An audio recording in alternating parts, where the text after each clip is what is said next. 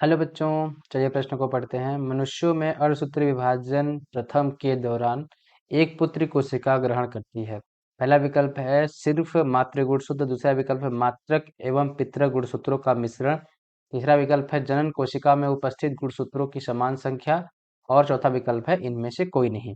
तो हमारा प्रश्न पूछ क्या रहा है कि मनुष्यों में जो अर्धसूत्री विभाजन होता है उसमें जो पुत्री कोशिका होती है वो क्या ग्रहण करती है, मतलब किसका गुणसूत्र को ग्रहण करते हैं अर्धसूत्री विभाजन प्रथम के दौरान। तो चलिए देखते हैं प्रश्न की मुख्य अवधारणा क्या हो जाएगी। मुख्य अवधारणा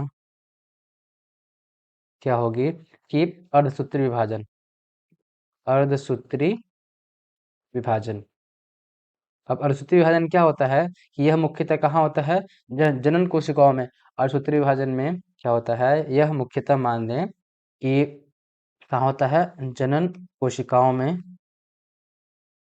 कोशिकाओं में होता है। और किस लिए होता है, युग्मक निर्माण के लिए, युग्मक निर्माण के लिए यह क्रिया होती है। और इसको क्या बोलते हैं, एक तरह से न्यूनकार्य विभाजन भी बोलते हैं।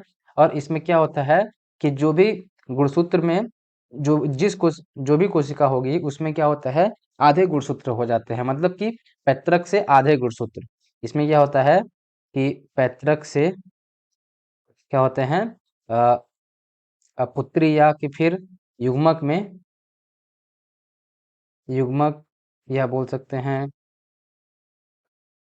या क्या हो सकता है, नई कोशिका, नई कोशिका जो होती है उसमें क्या होता है, आधा गुणसूत्र होता है, आधा गुणसूत्र होता है, गुणसूत्र होता है। अगर जैसे ऐसे समझते हैं कि अगर मान लीजिए पैतृक में 46 गुणसूत्र अगर हों, पैतृक में कितने गुणसूत्र हों, 46, तो जाके यह युग्मक या कोशिका में कितने होंगे, 23 ही होंगे, मतलब आधे हो जाएंगे, आधा गुणसूत्र ही होता है। अब हमारा प्रश्न क्या पूछ रहा है कि अर्धसूत्री विभाजन प्रथम।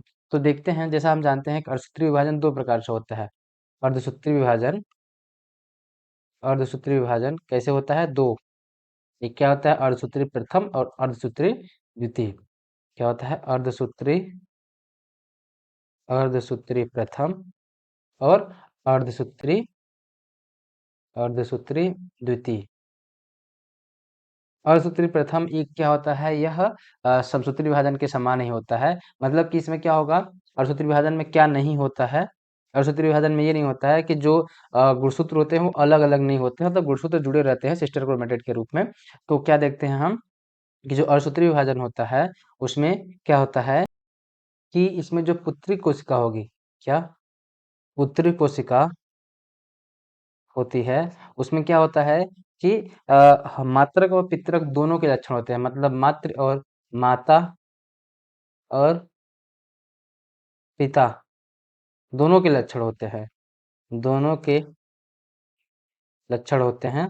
लेकिन जैसे ही अर्धसूत्री विभाजन द्वितीय में कोशिका जाएगी उसमें क्या होगा कि दो पुत्री केंद्र क्या होते हैं, अलग अलग हो जाते हैं, मतलब पुत्री कोशिकाएं अलग हो जाती हैं, पुत्री कोशिकाएं, पुत्री कोशिकाएं